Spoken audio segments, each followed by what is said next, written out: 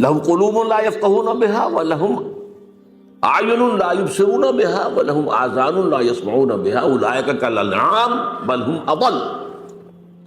یہ تو چوپایوں کے مانند ہیں، بلکہ ان سے بھی گئے گزرے ہیں، اس لیے کہ چوپایا تو پیدا ہی اس سطح پر کیا گیا ہے، اسے پیدا کیا ہے لقد خلقنا الانسان فی احسن تقویم، اور پھر یہ حیوان کی سزا پر زندگی گزار رہا ہے۔ تو ایک جو ان میں صلاحیت کچھ ہے، اب اس میں سے دو طرح کے لوگ نکلے، ایک وہ کہ جن کے اندر ایک نیکی اور بدی کی تمیز موجود ہے، اندر حس ہے، مورل لا جسے کانٹ کہتا ہے، جو کچھ سوچتے ہیں، غور کرتے ہیں، چیزوں کو دیکھتے ہیں تو اس سے نتیجہ اخذ کرتے ہیں، بنظر عبرہ، جیسے کہ حضور نے فرمایا میرا دیکھنا عبرت کا دیکھنا۔ یہ لوگ وہ ہوتے ہیں کہ جو اپنی سلیم الفطرتی کی وجہ سے اور سلیم العقلی کی وجہ سے حقائق کائنات کے قریب پہنچ جاتے ہیں، یہ صدیقین ہوتے ہیں۔ یہ وہ لوگ ہوتے ہیں کہ ان کے کانوں میں کسی نبی کی آواز آئے گی تو فوراً لپک کر قبول کریں، نو ہیسیٹیشن واٹس ایور۔ کیوں؟ کہ وہ تو وہی کہہ رہا ہے نبی جو ان کے اپنے دل میں ہے۔ دیکھنا تقریر کی لذت کے جو اس نے کہا، میں نے یہ جانا کہ گویا یہی میرے دل میں تھا، اس نے تو میرے دل کی بات کی ہے۔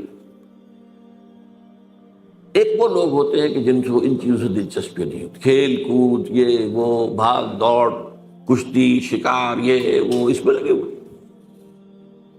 ان کے اندر کی فطرت کے اوپر ایک کرسٹ آ گیا ہوتا ہے، بہت یعنی سخت قسم کا، اوپر چھلکا کہیں کیا کہیں، کرسٹ، تو وہ ان حقائق کی طرف توجہ نہیں ہوتی۔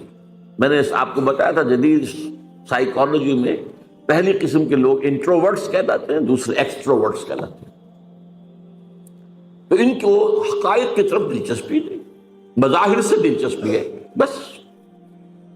یہ وہ لوگ ہوتے ہیں کہ جن کا یہ کرسٹ کسی جذباتی بات سے پھٹتا ہے، جیسے حمزہ کی مثال دی میں نے آپ کو۔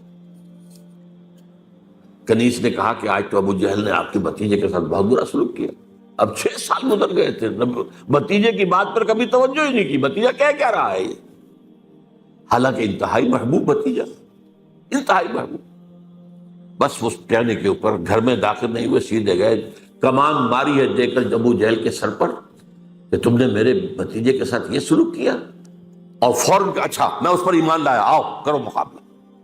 یہ اسلام کی کیفیت تھی، یہی حضرت عمر کی تھی۔ انہوں نے اپنی بہن میں جو عظیمت دیکھی کہ عمر چاہے ہمیں ہلاک کر دو، اب ہم اس دین کو چھوڑنے والے نہیں، چونک کر کھڑا ہو گیا۔ عمر یہ کیا ہے، یہ صنف نازک میں یہ عظیمت۔ تو یہ تو ہم گفتگو کر چکے ہیں۔ آج میں ایک اور اعتبار سے بات کر رہا ہوں، وہ یہ جو آیات میں نے آج پڑھی ہیں، ان میں انسانیت شناسی کا ایک اور پہلو سامنے آتا ہے، انسانوں کی شخصیتوں کی مختلف افقات۔ اس میں خاص طور پر ذکر کروں گا، مولانا مودودی نے اپنے تفہیم القرآن کے مقدمے میں بڑی اہم بات کہی، بہت اہم بات کہی، کہ قرآن مجید ایسی کتاب نہیں ہے جسے کوئی شخص اپنے اسٹڈی روم میں یا ڈرائنگ روم میں آرام سے بیٹھا ہوا وہ پڑھتا رہے، سمجھتا رہے، ڈکشنری دیکھ لی، یہ دیکھ لیا۔ یہ مینول آف ریولوشن ہے، یہ انقلاب کا لائحہ عمل ہے۔ جب تک آپ اس انقلابی عمل میں شامل نہیں ہوں گے، اس کی اصل حقیقت آپ پر منکشف ہی نہیں ہوگی۔ وہ تو اس انقلابی عمل کی اس جد و جہد میں پھر آپ پر وہ کیفیات وارد ہوں گی، آپ کو پھر یاد آئے گا او کیا حالات تھے جب حضرت خباب بن الارت آ گئے تھے حضور کے سامنے فریاد لے کر کہ حضور اب تو یہ ہم سے ظلم برداشت نہیں ہو رہے، یہ ٹارچر اب ناقابل برداشت ہو گیا۔ آپ کو کیا سمجھ آئے گی کیا کیفیت تھی اس وقت خباب کی؟ وہ تو آپ اس کیفیت سے خود دوچار ہو، کبھی آپ پر کوئی آزمائش آئی ہو، کبھی آپ کے اوپر کوئی ایسا فیصلہ کن مرحلہ آیا ہو، تبھی تو آپ سمجھیں گے۔ تو قرآن مجید کے علم اور حکمت اور اس کے مفہوم اور معانی کا ایک بہت بڑا اہم گوشہ نہیں کھلتا جب تک کہ آپ یہ نہ سمجھے کہ یہ انقلابی دعوت تھی، اور انقلابی دعوت کے اعتبار سے انسانوں میں 4 قسمیں ہوتی ہیں، وہی نبیین، صدیقین، شہداء، صالحین۔ اب وہ کون سے چار ہیں؟ دیکھیے پہلے بات سمجھ لیجئے کیونکہ وقت محدود ہے. ایک لوگ وہ ہوتے ہیں کہ جب بات سمجھ میں آ گئی حق کے بعد بات، اب نہ دائیں دیکھنا ہے نہ بائیں دیکھنا ہے، نہ آگے نہ پیچھے، قبول کر لینا ہے بس. یعنی وہ لوگ جن میں ہمت ہے، کردار کی طاقت ہے، حوصلہ ہے، مثابرت ہے، مقاومت ہے، ایک وہ لوگ. وہ یہ نہیں دیکھتے کوئی اور بھی چل رہا ہے کہ نہیں چل رہا، وہ چلے تو چلے، نہیں چلے چلے، مجھے تو چلنا، مجھ پر تو حق باتیں ہوگی، بات ختم ہوگی. اب کوئی مفاد، کوئی چودراہٹ، کوئی حیثیت، اس کو نہ اندیشہ پہنچ جائے، اس کو نہ خطرہ ہو جائے. جیسے وہ نجران کے عیسائیوں کا وفد آیا تھا تو دو بھائی تھے ٹاپ کے، ان کے بڑے اسقف، تو وہ جب حضور نے مباہلے کا چیلنج دیا تو پھر بھاگ گئے، رات چلے گئے، ورنہ 70 افراد کا نجران کا وفد آیا تھا. واپسی پر ایک بھائی، چھوٹے بھائی کے گھوڑے نے ٹھوکر کھائی، اس نے کہا تعس الابعد، ہلاک ہو جائے وہ دور والا. بڑے نے کہا یہ دور والا تم نے کسے کہا ہے؟ ہم محمد کو. معاذ اللہ، مت کہنا، یہ وہ تو نبی ہے. نے کہا پھر نبی ہے تو مانا کیوں نہیں تم نے؟ کہنے لگے دیکھو ہمیں قیصر روم نے بڑی سہولتیں دے رکھی ہیں، بڑی مراعات دے رکھی، ہماری بڑی حیثیت ہے، اگر ہم اس کو مان لیں گے تو گئے ہم تو. اب یہ انداز اور ہے. ایک میں جو بتا رہا ہوں وہ کیا ہے کہ بات دل میں اتر گئی، حق نے، دل نے گواہی دے دی کہ حق ہے. اب کوئی دائیں بائیں دیکھنا نہیں، کوئی اور ہے کہ نہیں ہے، کوئی چل رہا ہے نہیں چل رہا ہے، کیا امکانات ہیں، کیا کوئی حساب کتاب کر کے کیا امکانات ہیں، کامیابی کے کتنے فیصد امکان، کچھ نہیں. حق ہے اور حق کا یہ حق ہے کہ اسے قبول کیا جائے. اور پھر ہر کے بعد آباد، یہ ہر کے بعد آباد جو کہتے ہیں کیا ہے، یہ اصل ایک شعر ہے. ہر کے بعد آباد، ماں کشتی درآب انداختیم، ہم نے تو کشتی ڈال دی ہے، اب یہ کشتی ڈوبے گی تو ہم بھی ڈوبیں گے، یہ تیرے گی تو ہم تیریں گے. Total identification with a cause, کسی مقصد کے لیے، کسی نصب العین کے لیے، ٹوٹل آئیڈینٹیفیکیشن، یہ ایک طرح کے لوگ. پھر دوسرے نمبر پر آتے ہیں جو حق سمجھ میں تو آ گیا، ویسے بھی ہمت میں بھی کچھ کمی زیادہ نہیں، لیکن وہ دیکھتے ذرا کچھ اور بھی لوگ چلیں، کچھ ابھی تو یہ راستہ ہی پتہ نہیں کیسا آگے آنے والا ہے. اگر دو چار آدمی آگے چلتے نظر آئے تو حوصلہ ہو جاتا ہے کہ چل رہے ہیں اور بھی چل رہے ہیں. جیسے آپ کہتے ہیں انچارٹرڈ سیز، ایسے بھی سمندر ہوتے ہیں جن کے بارے میں پتہ نہیں ہوتا ادھر چٹانیں ہیں کیا ہے، وہ تو جو بنے ہوئے ہوتے ہیں ان کے نقشے، اسی کے مطابق جہاز جلد چلتے ہیں، ادھر ادھر تو نہیں جائیں گے، کیا پتا زیر زمین جو ہے چٹانیں. تو بھاگے کیا ہے، کیا ہوگا، کیسے ہوگا، کچھ پتہ نہیں ہے. تو یہ لوگ ذرا جھجکتے ہیں، کھڑے رہتے ہیں، سوچتے ہیں. لیکن جب یہ السابقون الاولون جب پیش قدمی کر کے آگے بڑھ جاتے ہیں، اب ان کی بھی ہمت جو ہے آتی، بھائی ٹھیک ہے انہوں نے چھلانگ لگا دی، ہم بھی لگا دی. لیکن ہوتے ہیں خلوص کے ساتھ، ان میں تھوڑی سی تاخیر تو ہو جاتی ہے، تھوڑا سا دائیں بائیں کی سوچ تو ہے، کچھ اور بھی ہوں، میرے دائیں بھی کوئی چلنے والا ہو، بائیں بھی چلنے والا ہو. جیسے جنگ میں آپ کو معلوم ہے ہمیشہ دیکھا جاتا ہے میرے دائیں بائیں کون ہے، یہ دائیں بائیں بھی مضبوط ہے کہ نہیں ہے، کمزور آدمی نہ کھڑا ہو. اس حوالے سے یہ ہیں وہ لوگ کہ جو پیروی کرتے ہیں ان اگلوں کی.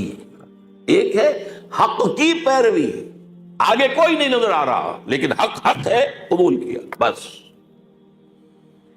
تو ان کو کہا والسابقون الاولون من المہاجرین والانصار، پہلے پہل سبقت کرنے والے مہاجرین اور انصار میں سے. اب اس میں دیکھیے زمانی اعتبار سے تو 10 سال کا فرق ہے. انصار میں پہلا مسلمان بھی جو ہے وہ مکے کے پہلے مسلمان کے 10 سال بعد ایمان لائے، دعوت نہیں پہنچی تھی. وہ تو جو عام الحزن ہے 10واں سال حضور کا، جب بعثت کے بعد، اس کے بعد جو ہے وہ 7 آدمی خزرج کے ایمان لائے ہیں. پھر وہاں پر، لیکن پھر وہاں پر یہ دعوت جو ہے جنگل کی آگ کی طرح پھیل گئی. نتیجہ یہ ہے کہ یثرب کہلاتا تھا، اب وہ مدینہ النبی بن گیا، مدینہ بن گیا. لیکن وہ لوگ ہوتے ہیں والسابقون الاولون، انصار میں سے بھی ہے وہ لوگ تھے جن کے سامنے جیسے ہی دعوت آئی فوراً قبول کر لیا، وہ سابقون الاولون میں سے تھے، چاہے ابو بکر سے 10 سال جونیئر ہو گئے، لیکن یہ کہ بہرحال ان کے سامنے جب بھی دعوت آئی ہے اس کے اعتبار سے ان کا وہ جو رد عمل تھا وہ کیا تھا، فوراً حاضر۔ والسابقون الاولون من المہاجرین والانصار، یہ سابقون الاولون مہاجرین میں بھی ہیں، انصار میں بھی ہیں۔ والذین اتبعوہم بإحسان، اور وہ لوگ جنہوں نے ان کی پیروی کی لیکن خوبصورتی کے ساتھ کی، انہوں نے پورے دل کے ساتھ پھر ان کی وہ کرتے رہے، پیروی کر رہے، آگے چلنے والوں کے جو ہے ان کے تو رتبے جو ہے پھر بہت بڑے آگے ہیں، بہت ان کے رتبے ہیں سوا، لیکن یہ کہ بہرحال یہ بھی خلوص کے ساتھ چلنے والے، صحیح چلنے والے، پوری شخصیت کو لے کر چلنے والے۔ فرمایا رضی اللہ عنہ، یہ دو کیٹیگریز تو وہ ہیں جن کو اب یہ سند اللہ دے رہا، اللہ ان سے راضی ہو گیا، ورضوا عنہ، اور وہ اللہ سے راضی ہو گئے۔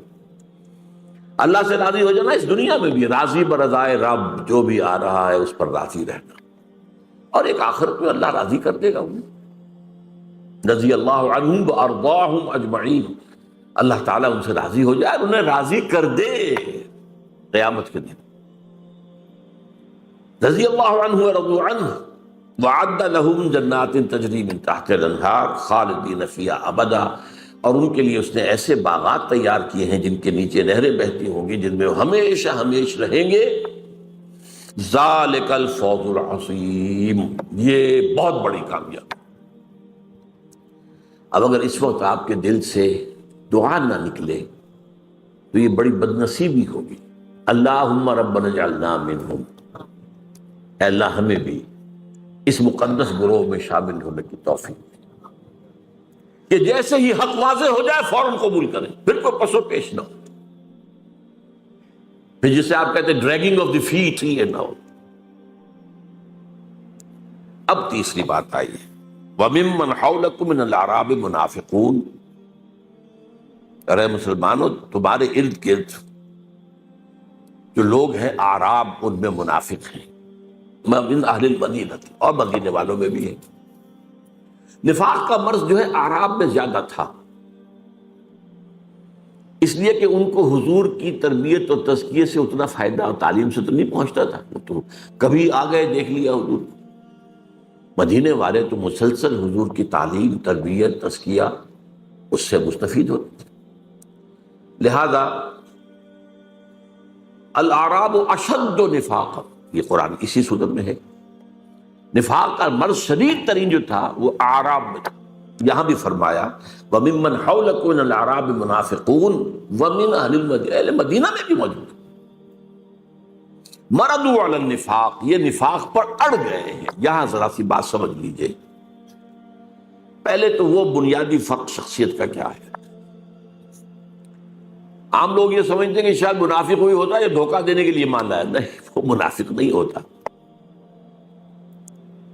اصل میں ایک ہے ضعف ایمان، اس پر بات ہم بعد میں کریں گے، چوتھی کیٹیگری بعد میں آ رہی ہے۔ ضعف ایمان کا بھی نتیجہ نکلتا ہے بد عملی یا بے عملی یا کم عملی،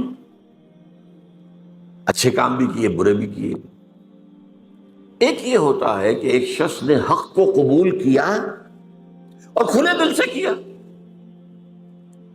فیس ویلیو پر قبول کیا کہ ہاں یہ صحیح ہے، لیکن اب اگر مرحلہ آ گیا تو قربانی کا مطالبہ تو چھٹک گئے۔ جان عزیز ہے، مال عزیز ہے،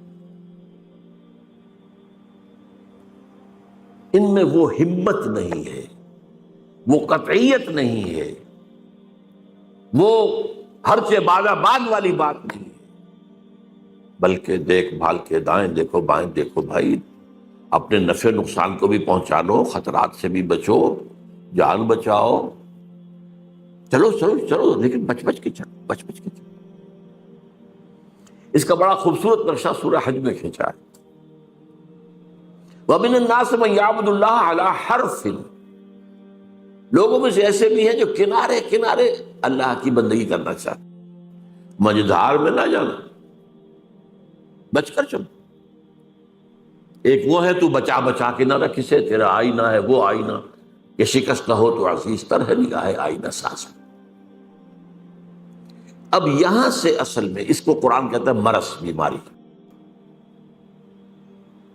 نفاق کے پھر مراحل ہیں۔ پہلا مرحلہ تو کیا ہوتا ہے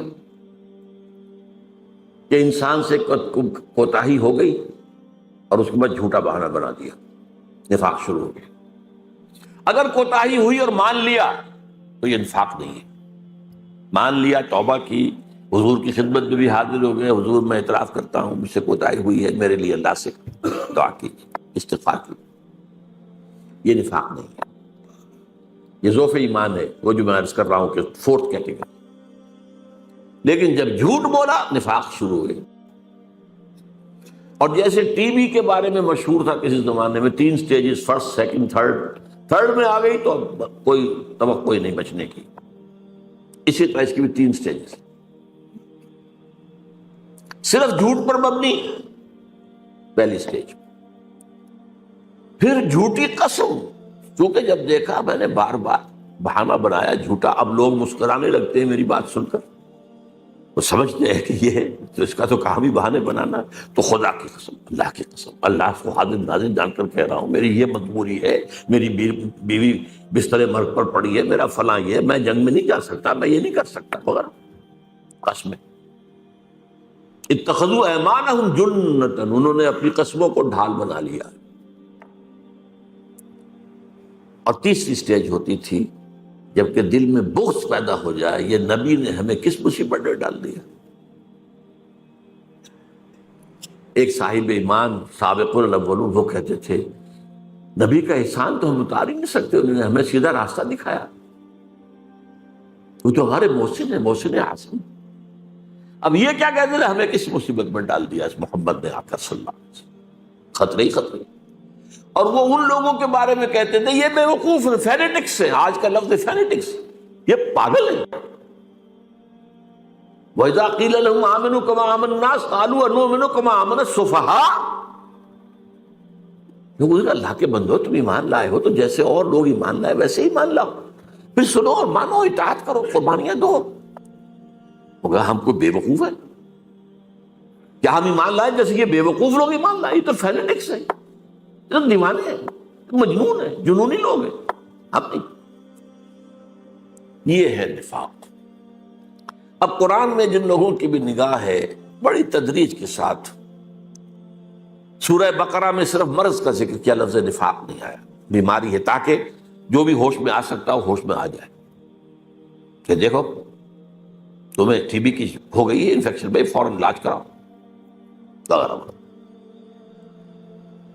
اس کے بعد پھر ذرا اور آگے بڑھ کر پھر لفظ منافق آیا سورہ آل عمران میں، غزوہ احد کے موقع پر چونکہ اس کا ظہور ہو گیا، 300 کو لے کر عبداللہ ابن ابی واپس چلا گیا میدان جنگ سے، تو لفظ منافق پہلی دفعہ آیا، پھر سورہ نساء میں کھل کر آیا، اور فائنل سورہ جو ہے سورہ توبہ ہے،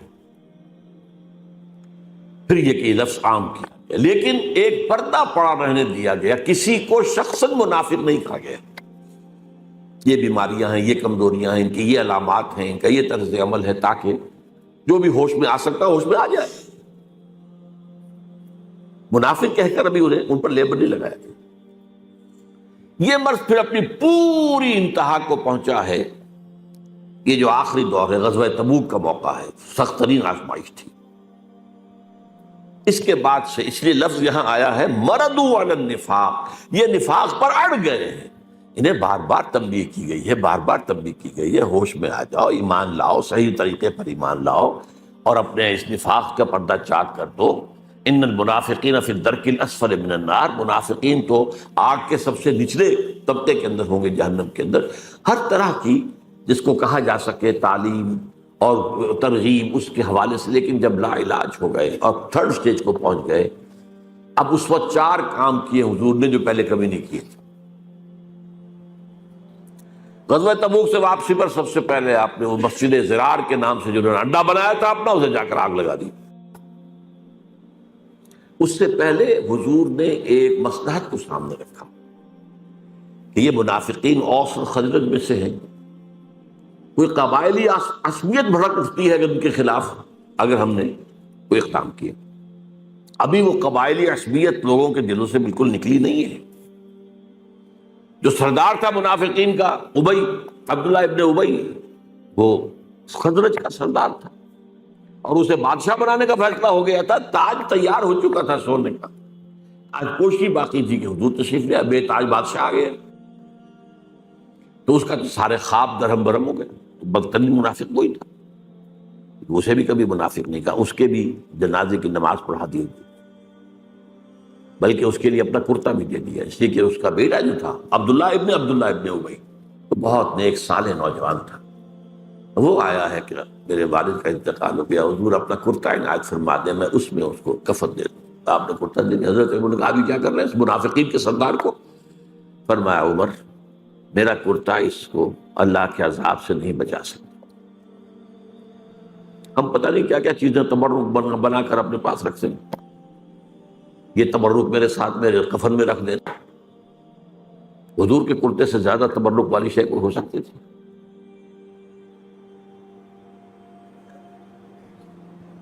فرمایا میرا کرتا اسے عذاب سے نہیں بچا سکتا. 12 پہلا کام آپ نے یہ کیا، اڈا ان کا جا کے جلا دیا. حالانکہ ایک اشتعال مسجد جلا دی. مسجد ہو سکتا تھا کہ نہیں تھا، نام تو مسجد تھا نا، مسجد، لیکن تھا وہ اڈا منافق. دوسرا کام یہ کیا کہ آپ نے پردہ چاک کر دیا. حضرت عمر کی روایت ہے رضی اللہ تعالی عنہ کہ جمعے میں آپ نے ممبر سے کہا فلاں ابن فلاں نکل جاؤ تم منافق ہو، فلاں ابن فلاں نکل جاؤ ہماری مسجد سے تم منافق. 36 انسانوں کو آپ نے اس طرح دکھا. تیسری بات یہ کی گئی قرآن مجید اسی سورۃ توبہ میں فرمایا گیا کہ اب آپ آئندہ ان میں سے کسی کی نماز جنازہ نہیں پڑھیں گے اور نہ کسی کی قبر پر کھڑے ہوں. اب آخر اور وہ چیز کر دی جس کو میں نے بعد میں پڑھا، 2 آیتیں ہیں. منافقین کا ایک طرز عمل یہ ہوتا تھا کہ اگر کوئی جہاد کا قتال کا معاملہ آیا ہے، یہ ہم سے چندہ لے لیجیے، ہم انفاق کرنے کو حاضر ہیں، اور حضور قبول کر لیا کرتے تھے. اب وہ بھی بند کر دیا گیا. کہہ دیا گیا انفقوا طوعا او کرہا، اے نبی منافقین سے کہہ دیجیے چاہے خوش دلی سے خرچ کرو، انفاق کرو، چاہے مجبوری کو، لن یتقبل منکم، اب یہ قبول نہیں کیا جائے. ان کے کوئی چندہ، ان کا کوئی ڈونیشن، ان کا کوئی جو ہے صدقہ آپ نہ لیجیے. انکم کنتم قوما فاسقین، تم یقیناً فاسق لوگ ہو. وما منعهم ان تقبل منهم نفقاتهم الا انهم كفروا بالله، اور نہیں محروم کیا انہیں اس بات سے کہ ان کے نفقات، ان کا انفاق قبول کیا جاتا، مگر اس نے کہ وہ اللہ سے کفر کر چکے ہیں. یہ نفاق جب اس سٹیج کو پہنچ گیا تو کفر ہو چکا ہے. اگرچہ کفر ابھی چھپا ہوا کفر ہے، ظاہر نہیں ہے. وہ کفر نہیں ہے جس پر مرتد کہہ لیا جائے، وہ نہیں ہے. اس کی مثال میں دیا کرتا ہوں کہ کہیں شہتیر لکڑی کے جو ہوتے تھے، اب تو خیرار شیشے کا زمانہ ہے، تو وہ جو دیمک لگتی ہے وہ اندر ہی اندر چاٹتی رہتی ہے، اندر ہی اندر، لیکن اوپر ایک تختہ رہنے دیتی ہے. اتنا ہوش اس انسیکٹ کو بھی اللہ نے دے رکھا ہے. اگر ظاہر ہو گیا تو یہ ہمارا فارم جو ہے یہاں پاچا کر دے گی. اندر کھوکھلا اچانک بیٹھے گا. جب شیطان جب گرے گا بڑھو تو اس کو تو دیمک کھا گئی تھی. تو وہ نفاق اندر ہی اندر ایمان کو ختم کر دیتا ہے، ایمان کفر میں بدل چکا ہے، اگرچہ یہ کفر قانونی نہیں ہے، لیکن تم اس سٹیج کو پہنچ چکے ہو کہ جو کفر کی سٹیج ہے. اس اعتبار سے اب 4 باتیں ہو گئی. ان کا مرکز جلا دیا گیا، نمبر 1. ان کا پردہ چاک کیا گیا، بہت سو کا، سب کا نہیں، بہت سو کا، جو ان میں اہم تر ہوگی. حضور کو روک دیا گیا آئندہ آپ ان میں سے کسی کی جنازے کی نماز نہیں پڑھائیں گے اور نہ ہی ان کی قبر پر کھڑے ہوں گے، اور ان کا کوئی صدقہ، کوئی انفاق قبول نہیں. یہ ہو گیا تیسری جو کیٹیگری تھی. وَمِمَّنْ حَوْلَكُم مِّنَ الْأَعْرَابِ مُنَافِقُونَ وَمِنْ أَهْلِ الْمَدِينَةِ مَرَدُوا عَلَى النِّفَاقِ. نحن نعلمہم سنعذبہم مرتین، ہم انہیں دو مرتبہ عذاب دیں گے، ثم یردون الی عذاب عظیم، اور پھر وہ بڑے عذاب میں ڈال دیے جائیں گے۔ آخرت کا عذاب بڑا ہے، اس سے پہلے برزخ کا عذاب ہے، اس سے پہلے دنیا میں بھی عذاب ہے۔ جو پردہ چاک ہوا، جو رسوائی ہوئی، یہ ساری کی ساری چیزیں ان کے لیے عذاب کے درجے میں تھی کہ نہیں تھی؟ اب چوتھی بات آ رہی ہے، وہ آخرون، یہ اصل میں دو انتہائی چیزیں تو آ چکی ہیں، دو اوپر السابقون الاولون من المہاجرین والانصار، سب سے نیچے منافقین، درمیان میں ایک طبقہ ہے۔ وآخرون اعترفوا بذنوبہم، اور کچھ لوگ وہ ہیں جو اپنے گناہوں کا اعتراف کرتے ہیں، اپنی کوتاہی کا۔ جب حضور واپس آئے ہیں اور آپ نے جواب طلبی کی ہے، کیونکہ اس لیے کہ غزوہ تبوک میں نفیر عام تھی، ہر صاحب ایمان کے لیے جانا لازم، اس سے پہلے کبھی نہیں تھی، چوائس پر ہوتا تھا، جانا چاہیں جائیں، نہیں جانا چاہیں، درجے ہیں جانے والوں کے، لیکن یہاں نفیر عام، لہذا واپسی پر آپ نے جواب طلبی کی، تم کیوں نہیں گئے، تم کیوں نہیں آئے؟ اب منافق قسم کھاتا تھا، جھوٹ بولتا تھا، انہوں نے کہا ٹھیک ہے، قرآن مجید نے بھی کہا دفع کیجئے انہیں، اعرض عنہم، اعراض کیجئے۔ آپ کو پتا تھا کہ جھوٹ بول رہا ہے، آپ سے کہیں چھپی ہونے والی بات تھی؟ وہ تو عام صاحب ایمان کے بارے میں بھی، اتقوا فراست المومن فإنہ ينظر بنور اللہ، بندہ مومن کی فراست سے ڈرو، وہ اللہ کے نور سے دیکھتا ہے۔ تو نبی کس نور سے دیکھتے تھے؟ لیکن ٹھیک ہے جائیے، اہل ایمان ابو حضور کوئی عذر نہیں ہے۔ میرے پاس بھی کعب ابن مالک کی بڑی لمبی حدیث ہے بخاری شریف کے، کہ حضور میرے پاس بھی زبان ہے، میں بھی جھوٹ بول سکتا تھا، بہانے بنا سکتا تھا، لیکن میں تسلیم کرتا ہوں کہ جتنا صحت مند میں اس وقت تھا کبھی نہیں تھا، کوئی بیماری نہیں تھی، اور جتنا غنی میں اس وقت تھا اس سے پہلے کبھی نہیں تھا، یہ بھی نہیں تھا کہ میرے پاس زیادہ راہ نہیں تھا، بس مجھے میرے نفس نے چکمہ دیا کہ تمہاری سانڈنی جو ہے بڑی طاقتور ہے، مضبوط ہے، یہ رسول اللہ تو چلیں گے 30,000 کا لشکر لے کر، تو بڑی سلو رفتار ہوگی نا، تم 2-4 دن اور ٹھنڈی چھاؤں گھر کی راحتیں جو ہے ان سے مستفید ہو لے، پھر تیزی کے ساتھ دوڑتے ہوئے جا کے مل جانا۔ ہر روز یہی چکمہ اور نس دے رہا ہے، میں چکمے میں آتا چلا گیا۔ ایک روز اچانک محسوس ہوا کہ اب تو میں چاہے کتنا ہی تیز چلوں آپ کو نہیں مل سکتا، بیٹھ گیا۔ انہیں پھر سزا دی گئی، بائیکاٹ کیا گیا، حکم دے گیا کہ کوئی صاحب ایمان سے بات کرے۔ یہ 3 صحابہ تھے، اب ان کے بارے میں جو فرمایا جا رہا ہے یہاں سے کیٹیگری تو آپ نے سمجھ لی۔ وآخرون اعترفوا بذنوبہم خلطوا عملا صالحا وآخر سیئا، انہوں نے گڑبڑ کر لیے ہیں اپنے اندر، اچھے کام بھی برے کام بھی۔ ظاہر بات ہے کہ اگر ایمان زیادہ مضبوط نہیں ہے تو کیا ہوگا، گناہوں کا صدور، لیکن معافی مانگے گا آدمی، استغفار کر لے گا، توبہ کر لے گا، اللہ معاف فرمانے والا ہے، لیکن رہے گا تو ایسے ہی نا، ڈاما ڈول، کبھی ادھر کبھی ادھر۔ تو خلطوا عملا صالحا وآخر سیئا، انہوں نے خلط ملط کر دیے ہیں، نیک اعمال بھی اور برے اعمال بھی۔ عسى اللہ ان یتوب علیہم، امید ہے کہ اللہ ان پر عنایت فرمائے گا، ان کی توبہ قبول کر لے گا، ان کے استغفار کو شرف قبولیت عطا کر دے گا۔ ان اللہ غفور رحیم، یقین اللہ غفور الرحیم ہے۔ خذ من اموالہم صدقۃ، اے نبی ان کے اموال میں سے صدقہ قبول کر لیجئے۔ منافقین کا کوئی صدقہ قبول نہیں ہے، لیکن ان میں سے خذ من اموالہم صدقۃ تطہرہم بہ وتزکیہم، تطہرہم وتزکیہم بہا، یہ صدقہ جو یہ اللہ کی راہ میں دیں گے، انفاق کریں گے اور آپ اس کو قبول کر لیں گے، تو ان سے تطہیر ہوگی، ان کا اندر پاک ہوگا، گناہوں کے جو اثرات ان کے باطن میں ہیں، ان کی شخصیت کے اندر، وہ اس میں سے دھل جائیں گے۔ اور تزکیہم، زکوٰۃ، یہ ان کے لیے تزکیے کا ذریعہ بن جائے گا، اندر کی پاکی کا۔ وصلی علیہم، اور ان کے لیے آپ دعا بھی کیجیے۔ وہاں منافقین محروم ہو گئے، استغفر لهم او لا تستغفر لهم ان تستغفر لهم 70 مرة فلن يغفر الله لهم. اسی سورۃ توبہ کی آیت ہے. اس منافقت کے موضوع پر یہ چوٹی کی صورت ہے، ٹاپ کی کلائمیکس.